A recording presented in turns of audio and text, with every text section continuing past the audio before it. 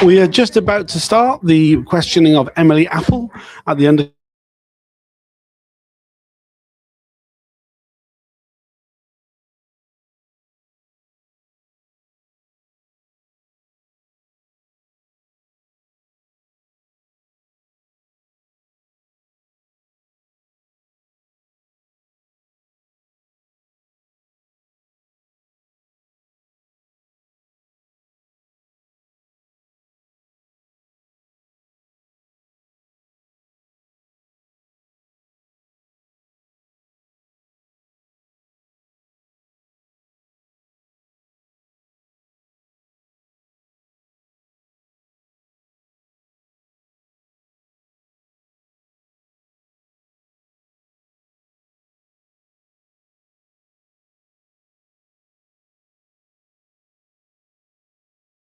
The sound. I do apologize. Okay. I better redo Start that. again. Okay. Let's start again. We've been having these tech problems. I do apologize for the lack of sound for the opening of that. We're awaiting the start of the questioning of Emily Apple, who was a very active activist in the 2000s. She is kind of appearing out of order. She was the main sort of undercover officer who reported on her was Jason Bishop, who gave evidence a couple of weeks ago. She's doing it after him, though she was reported on by a number of other undercover police officers, including Robert Hastings, who'll be giving evidence next week.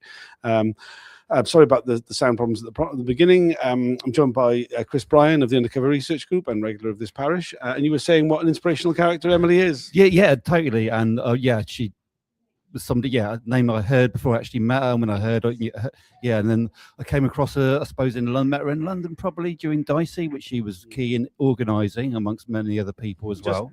She was key in organising the opposition to the Defence Systems Exhibition International, not the actual arms fair itself. She's not big on that. But I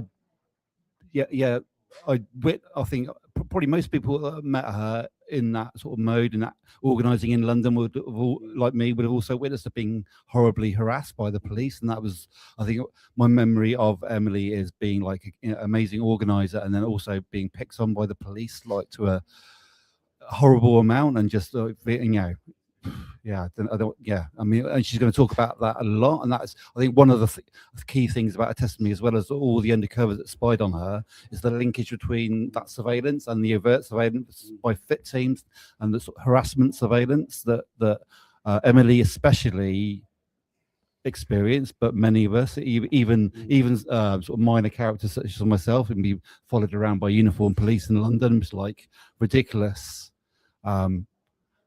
Absolutely ridiculous. I know that probably happened to you as well. It did. I have to confess, I do feel like I always feel a small bit of guilt with Emily, because there were a number of occasions where I would see her at demonstrations, and because she was being so closely intimidated by forward intelligence teams, something I experienced myself as well, but like not to the level she did, that I would spot her with her this sort of entourage of uniformed officers like following her around and generally harassing her, that I would like pretend not to know her essentially, and like not go anywhere near her. Well, it's hard to get to her. I mean, this is a really common thing. A lot of people talk about just the guilt they have towards, how they didn't respond in those moments.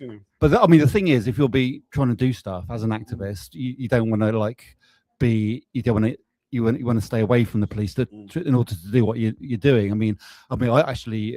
In 2003, I was involved in a sort of blockade of a road, which I now learned that Emily was part of, sort of coordinating a whole series of actions. I wasn't aware. I was just part of this action, and that is one of the things that, like, working for the Undercover Research Group, stuff I was involved with within London.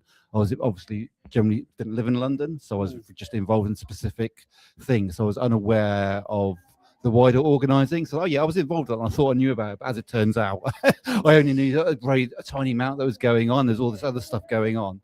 So it's quite interesting that. And I think Emily, I've read a statement, and I know that her testimony is going to be really moving today and eloquent. So it's going to be, Emily's activism, not totally, but largely overlapped with the stuff I was doing, not completely, but for me, it's personal as well, because I know Emily, but also because a lot of the groups that she was involved with, I was involved with from Bristol rather than London, but still, Yeah, no, absolutely. She is one of those characters who, Chris says inspirational. I mean, she's definitely one of the best of us, I think, of our generation of activists. One of the ones who was, the most committed, the most engaged, both mobilizing on the day, but also really involved in the organizing in advance of events.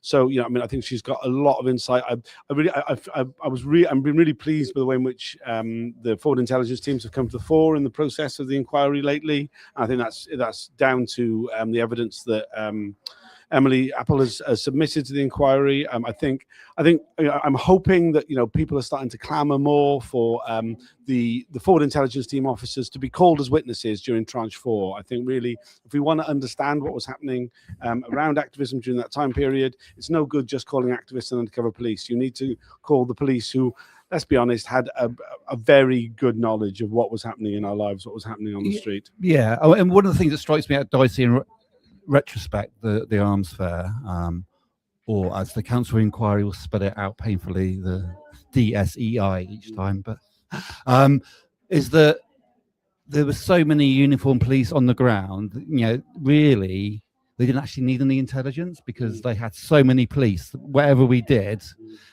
I was involved in a few sort of half-assed attempts to enter the actual exhibition centre. We were nowhere near to succeeding in any of those attempts. I don't know if anybody did it in that way. I know a few people got in by having passes, delegate passes, and doing unwinding banners. But we blockaded roads to sort of slow down all the arms going into the Excel Centre and stuff like that. But I just wonder though, maybe the other way around is that there was so much police because of sort of inaccurate and mixed up intelligence they were getting. There was this massive police presence on the ground because of the intelligence.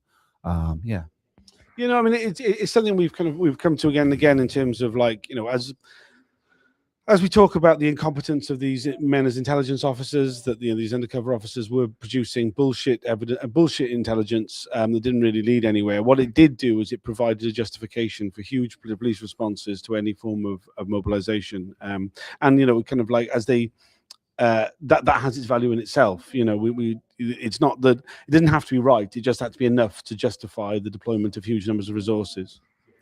Yeah, exactly. Yeah, I mean, it's hard to unpick all that and where you put your priority. Obviously for us, we don't, if you like, the resource isn't, how much they spend on the policing isn't really what we're worried about. But but I think it just speaks to the sort of I don't know, it's how big. They didn't really have a clear goal. It was all just I don't know. Yeah. Babbling that. No worries. So Emily will be giving evidence this morning. It starts at 10, which is just in a few minutes' time. The broadcast should start about 10:10. As I understand it, I understand that she will be appearing in video. There was possibly it would have been audio only. Someone just shouted over at us that it'll be starting a bit late. I mean, that might just be a matter of minutes. It might be a bit more. The inquiry is a bit sort of hazy like that. If I were you, I'd open the YouTube link, which you can just find the description below this video at 10 past, and it'll burst into life when the chair enters the room. Yeah, one thing I just wanted to add, I don't think I'll be breaking any restrictions in orders, and having read Emily's statement, it definitely has the most exclamation marks and the most swearing out of any written statements that I've read so far. Yeah, I mean, one of the refreshing things about Emily is she is not bound by, she talks normally. She doesn't try and sort of meet the legalese of the council of the inquiry. I would imagine that her questioning will be done in plain English on her side at least, and it will be a lot easier to follow perhaps than some of the other witnesses have been. I really recommend following it today. I think it will be enlightening and hopefully a bit joyful. Emily has got a very, very good sense of humor.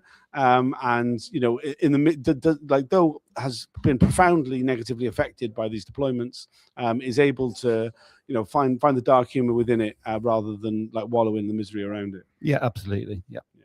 All right, well, we better go in and find ourselves some seats. Thanks for joining us. We'll be doing videos during the breaks and at the middle and the end of the day. If people could share and subscribe to these videos, it makes a huge difference to how visible they are. I know that there's 32 people watching now, and not one of you has liked it.